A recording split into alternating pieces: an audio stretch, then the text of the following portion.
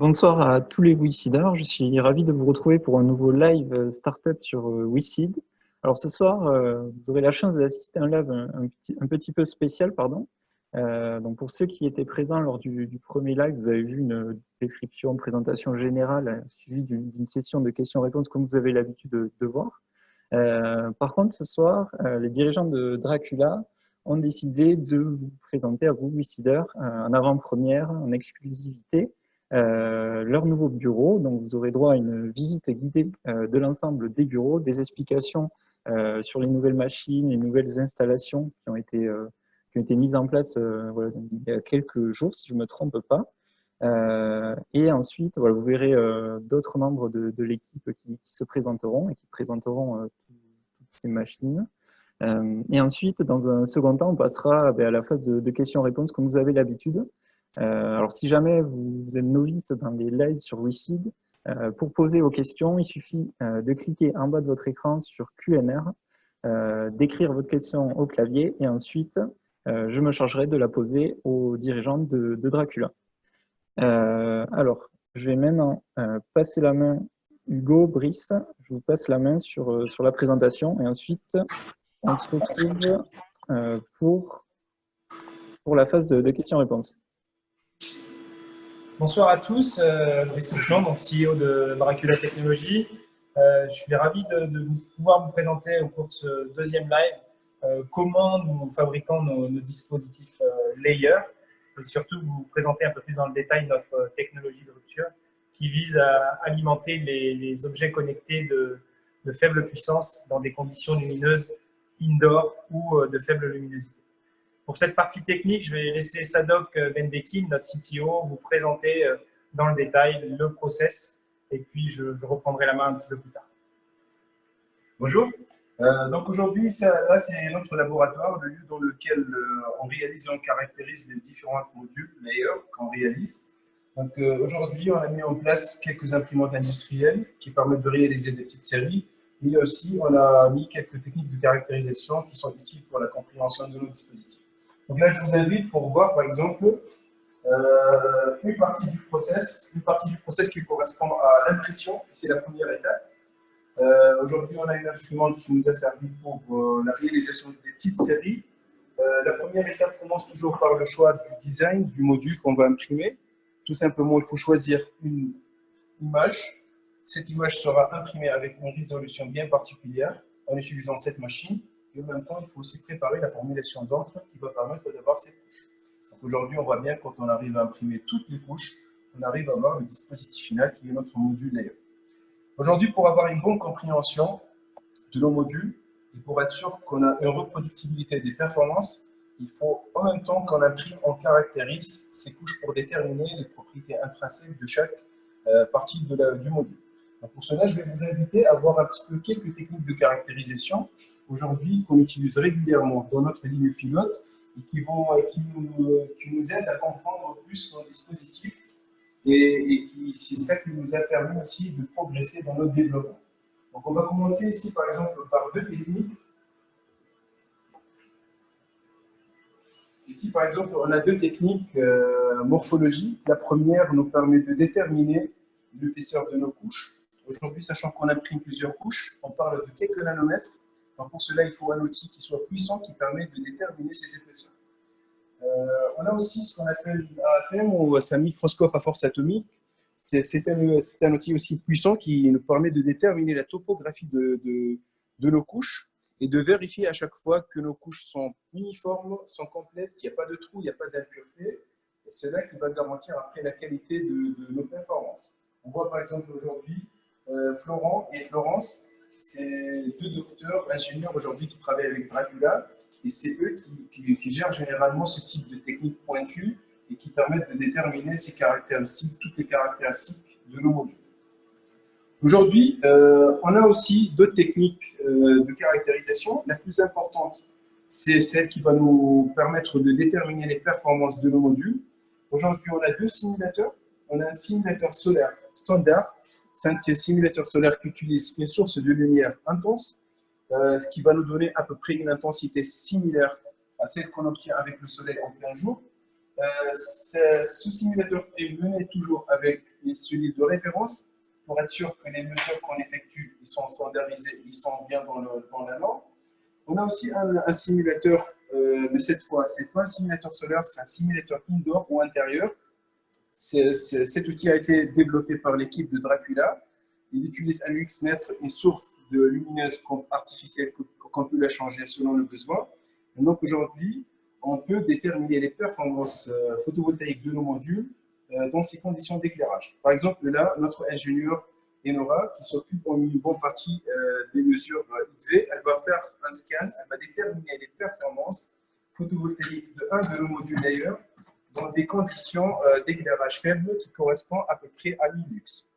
Donc aujourd'hui, elle va lancer un scan. On va peut-être attendre quelques secondes, le temps qu'on retrace la courbe XV.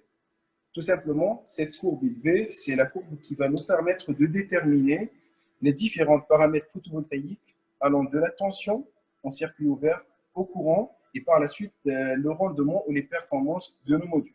Donc après quelques secondes de scan, on voit bien on est en train de construire la courbe XV. Une fois que c'est fait, le logiciel va nous permettre de déterminer rapidement les performances. On voit bien qu'on a une tension par exemple de 3,9 volts. On a un courant qui est de 223 microampères et on a un fil facteur de 62% qui correspond à la fin à un rendement qui dépasse les 15%. Donc ça, c'est par exemple ce qu'on peut faire aujourd'hui. On a aussi d'autres techniques de caractérisation qui permettent d'avoir plus d'informations sur nos modules d'ailleurs, qui sont principalement soit les propriétés électriques, soit les propriétés optiques de chaque dispositif. Et on va voir dans l'autre côté donc, du laboratoire une autre partie qui est une autre machine qui est censée nous ramener vers des séries plus grandes et plus productives. Merci Sadok. Donc, comme Sadok vient de vous l'indiquer, ici c'est la première partie et la première vie de Dracula Technologies qui a permis de démontrer l'intérêt et de réaliser des premiers modules, des petites séries et des prototypes pour répondre aux preuves de concept que nous avons déjà réalisées. Et maintenant, l'objectif de cette levée de fonds, c'est de pouvoir passer à l'étape pré-industrielle et industrielle. Et c'est ce qu'on va vous montrer dans une deuxième partie. Merci. Bonjour à tous, Jérôme Vernet, heureux de vous retrouver. Donc, je suis VP Sales, donc en charge de la partie business en général, le marketing et la partie commerciale. Donc, grâce à ce que vous venez de voir, des éléments et tous les équipements que nous possédons chez Dracula qui ont été présentés dans la Layer Line, on est en capacité de produire ce type de module. Ici, on a deux modules standards qui sont le DemoKit 6 et le DemoKit 11 que nous vendons sur notre site internet qui permet à des industriels ou à des startups de pouvoir les approvisionner pour jouer avec et commencer à se faire une idée sur la technologie. Donc, grâce à cela, nous avons pu réaliser le POC orange. Je vous avais montré la dernière fois la première version. Voilà la dernière version, c'est la version officielle qui permet justement à ce moment-là de démontrer la fonction et la fonctionnalité, le fonctionnement de l'appareil. Donc, ce qui est intéressant, c'est que suite à ces premiers produits réalisés dans le cadre de la Layer Line, nous avons réussi à convaincre déjà deux industriels. Donc, deux industriels nous ont rejoints dans la levée de fonds. Donc, la société MGI Digital Technologies, qui est experte dans l'impression en général, et plus précisément dans l'impression, on va dire, l'organique, l'impression, pardon, l'électronique imprimée. Électronique imprimée au travers d'une société Ceradrop qui nous a fourni un équipement que vous allez voir dans quelques minutes présenté par mes collègues et qui va nous permettre d'upscaler la technologie, de valider que ce que nous avons fait sur des plus petites séries au niveau de la Layer Line actuellement, sous, on va dire, forme de quelques unités par jour, de passer à plusieurs dizaines de modules par jour, voire à plusieurs centaines entre cette fin d'année et le début de l'année prochaine. La deuxième société qui nous a rejoint, c'est la société Isra Cards. C'est un de nos voisins, ils sont à 20 km de chez nous. Le gros avantage, c'est qu'ils ont une vraie compétence industrielle dans la production de millions de cartes, telles que les cartes que vous connaissez pour les cartes de transport, les cartes dans les stations de ski, dans les parcs d'attractions. Ce sont les cartes RFID. Donc, ils ont une compétence électronique et une compétence industrielle de production de plusieurs millions d'unités par an. Et ils vont donc nous accompagner sur cette phase de ramp-up, d'industrialisation. Un avec de l'équipement et l'autre avec la mise en place et en œuvre de ces technologies.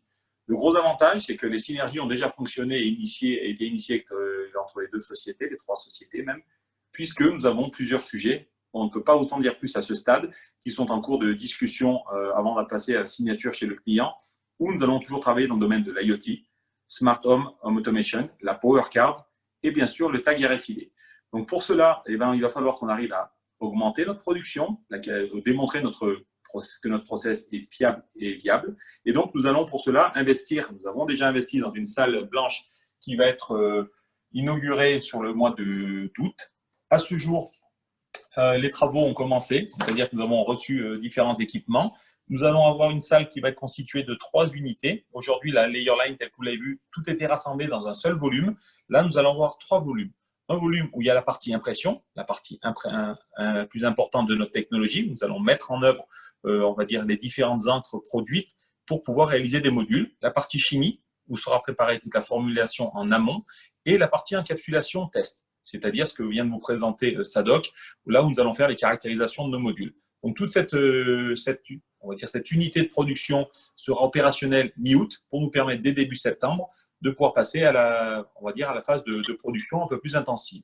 Donc là, je vais laisser la parole maintenant à mes collègues. Donc Daniel qui va vous présenter la machine et le printer que nous avons. Et moi, je vous dis à tout à l'heure pour la séance de questions. À plus tard. Merci. Voilà, donc aujourd'hui, afin d'augmenter la capacité de production et de stabiliser notre process aujourd'hui qui nous permet d'avoir les modules d'ailleurs, nous avons mis en place une imprimante industrielle plus robuste et Daniel, mon collègue, va vous parler un peu plus de cette machine. Cette machine a été mise et placée dans un endroit, ce qu'on appelle salle propre. La température, l'humidité et la pression relative sont maintenues à un niveau précis pour assurer la reproductibilité des performances de nos modules ailleurs et d'améliorer les performances.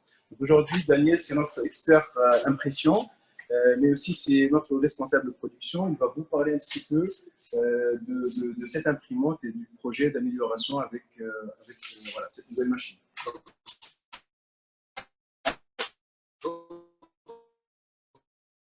Daniel, investissement dans la technologie, donc un investissement à hauteur de plusieurs centaines de milliers d'euros, donc un investissement relativement élevé. Donc c'est une imprimante à jet d'encre industrielle. Cette imprimante à jet d'encre industrielle va nous permettre d'imprimer avec une excellente précision et à grande cadence nos modules photovoltaïques. Alors quand je parle de cadence, pour avoir des idées, vous avez vu au laboratoire notre imprimante actuelle avec laquelle on peut imprimer quelques modules par semaine. Avec cette imprimante-là, dès la fin de l'année, on imprimera des centaines de modules par semaine et en fin d'année prochaine, plusieurs milliers de modules par semaine.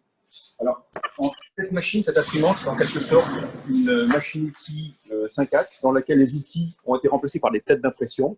Donc, ces têtes d'impression peuvent se déplacer en translation et en rotation sur le substrat qu'on souhaite imprimer et par là même superposer les différentes couches de fluide photovoltaïque qui nous permettront au final d'obtenir le module photovoltaïque. Voilà. Merci Daniel. Merci Daniel. Donc, s'achève la partie présentation de Dracula Technologies, une partie de l'équipe. Vous êtes presque 600 nous avoir rejoints dans l'aventure. Pour nous, il était vraiment très très important de vous faire partager notre quotidien. Nous sommes dans la phase finale de collecte puisqu'il nous reste 10 jours maintenant. Je crois que vous avez pu le voir sur le chrono fourni par WeSeed et nous restons ouverts à toutes vos questions et pour y répondre le plus précisément possible. Merci à vous. Merci à tous pour votre présentation complète de toutes vos installations. J'espère que ça a pu éclaircir ce que pensaient les WeSeeders, certains WeSeeders de votre technologie, de vos machines. Donc maintenant, on va poursuivre avec la phase de questions-réponses. Donc je vous laisse vous installer. Et ensuite, quand c'est bon, je vous laisse aussi réactiver vos caméras et vos micros. Hop. Ok, donc on va commencer. Alors, oui. Alors la phase de questions-réponses sera un petit peu plus rapide que la dernière fois. Donc voilà, je pense que sur une durée de 15-20 minutes, on devrait pouvoir réussir à répondre à vos questions. Alors, on va commencer maintenant avec une question de Régis, donc plutôt adressée à Sadok, je pense. Bonjour, vous avez montré le test d'une cellule photovoltaïque qui a montré un rendement de 15%. Vous annoncez dans les documents des rendements de 25%. Comment vous pouvez expliquer cette différence? Oui, là tout simplement, aujourd'hui, comme j'expliquais avant dans le précédent live, c'est qu'aujourd'hui, on a plusieurs types de modules et plusieurs configurations. Et aujourd'hui, on est capable de produire des performances et des valeurs de tension et de courant selon un besoin énergétique très particulier. Donc aujourd'hui, l'électronique, chaque électronique, elle nécessite des valeurs de tension ou de courant très particulières. Donc aujourd'hui, pour le module qu'on vient de mesurer, c'est un module qui vient d'une série qui est dédiée pour un projet très particulier.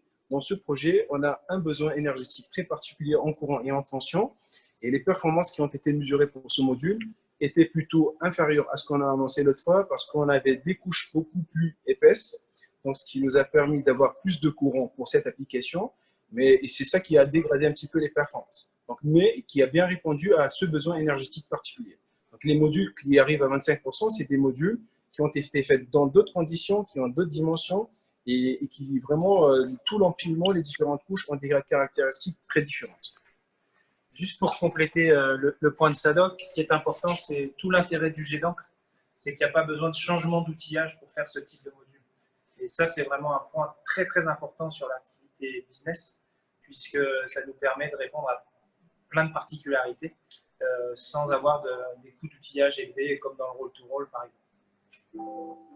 Ok, merci à tous les deux. Avant de passer à la prochaine question, juste un petit rappel pour les WISeeders. Donc, si vous voulez poser vos questions, c'est dans l'onglet Q&R qui se situe en bas de votre écran.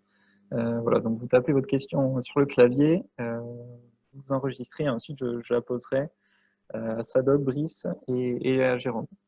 Donc on va poursuivre avec une prochaine question. Donc tout à l'heure, c'est Jérôme qui en a parlé, donc du partenaire MJ Digital qui est devenu partenaire de Dracula Technologies. Est-ce que vous pouvez nous en dire plus sur les raisons qui ont convaincu MJ Digital d'investir à vos côtés?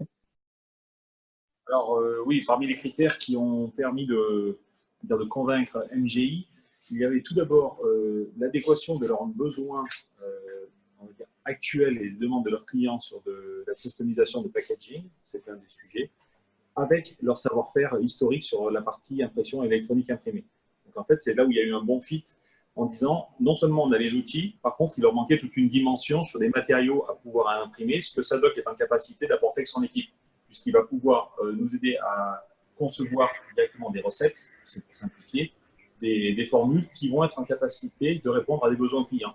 Aujourd'hui, on parle de photovoltaïque. Je sais que Sadok a aussi d'autres compétences et travaille sur d'autres sujets qui pourront avoir des applications autres dans l'électronique imprimée.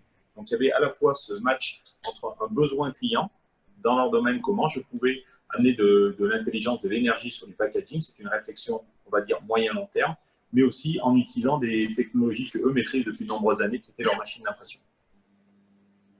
Ok, merci Jérôme. Donc on va poursuivre avec une question d'Abderrahman.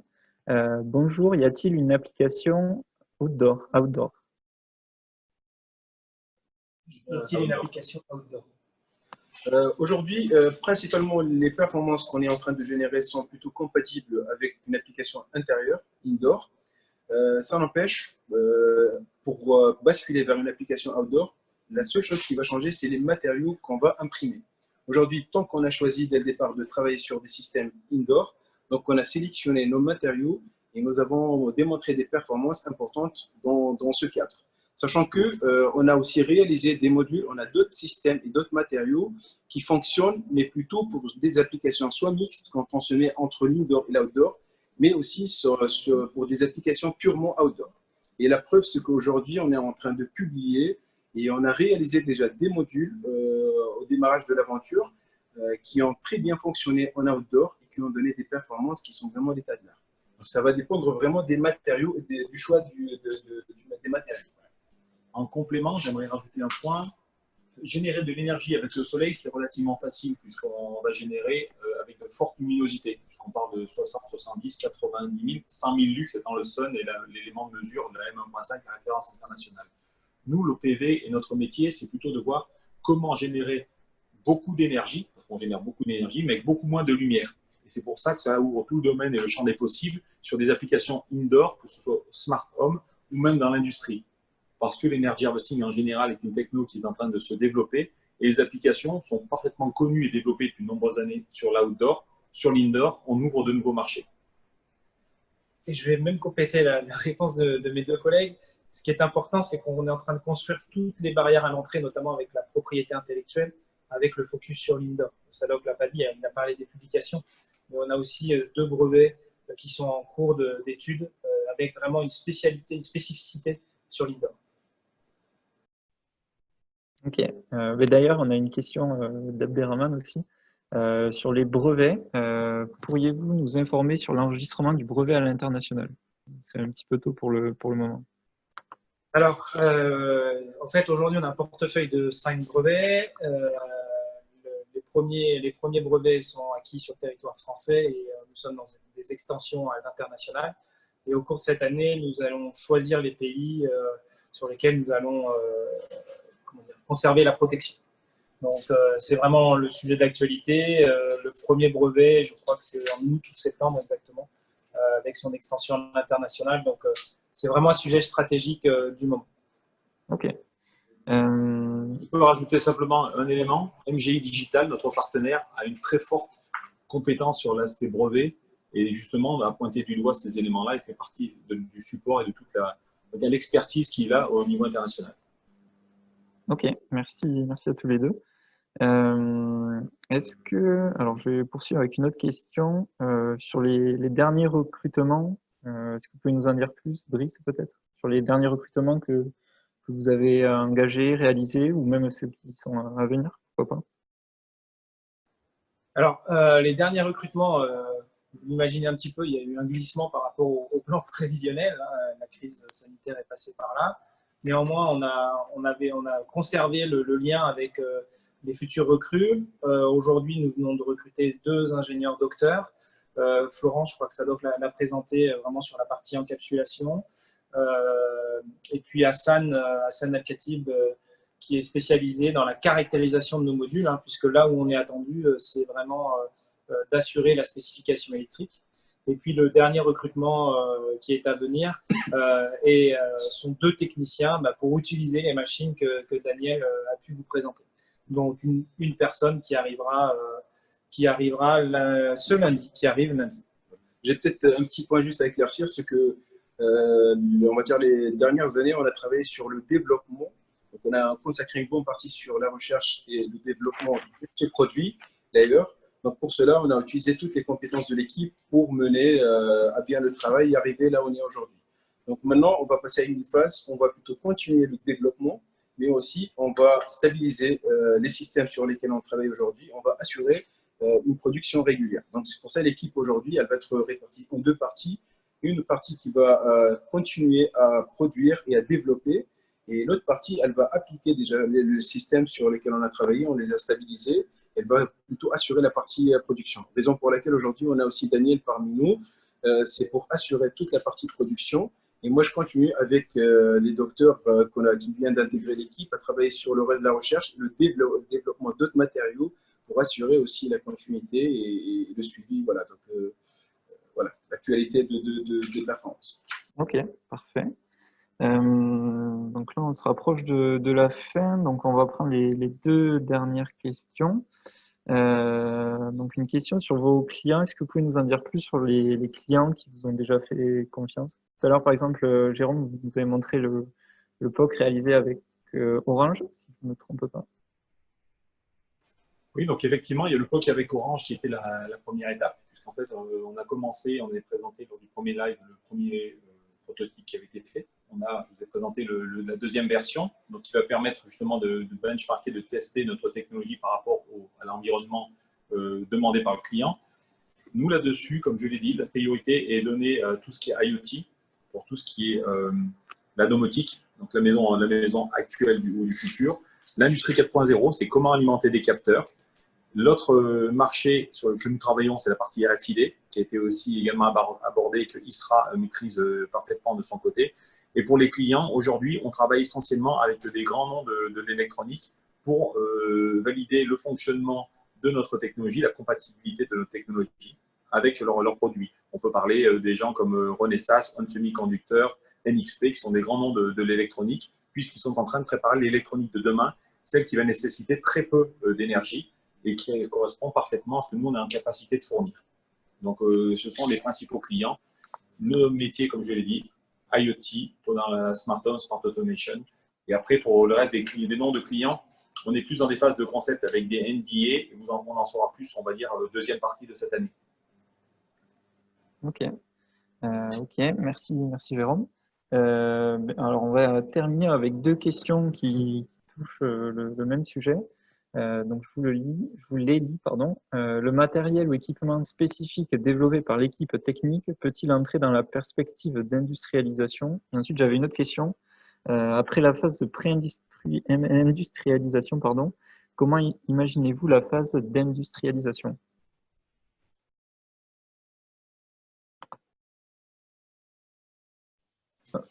Si j'ai bien compris, pour la première question, les équipements qu'on utilise aujourd'hui, comment on va plutôt les transférer vers une échelle industrielle? Voilà, c'est ça. Voici, c'est bien ça la question. Donc aujourd'hui, pour dire que on a pensé déjà à cette étape dès le début, c'est-à-dire qu'on n'a pas resté dans le cadre 100% laboratoire.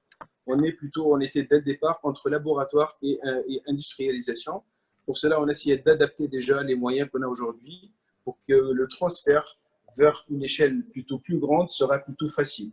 Donc pour cela, par exemple, pour faire simple, aujourd'hui, on a utilisé des machines pour la première phase du prototypage. On a changé de machine, mais par contre, on a gardé les mêmes têtes d'impression, les mêmes informations au niveau des têtes d'impression. Cela veut dire qu'on va juste profiter de la robustness et de la vitesse et de la puissance des machines sans plutôt voilà, donc dégrader ou réoptimiser ce qu'on a déjà fait avec on va dire, les premières machines qui nous ont servi pour cette phase.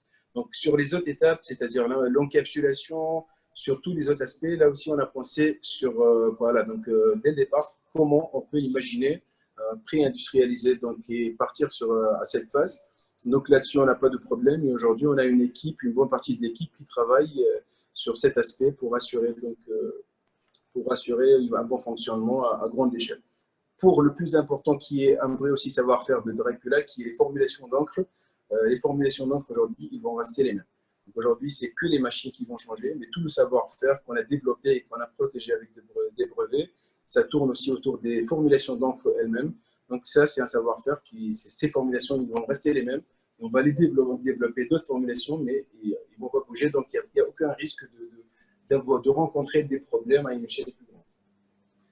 Pour la seconde partie de la question, en fait, on a construit la levée de fonds en pensant à l'industrialisation.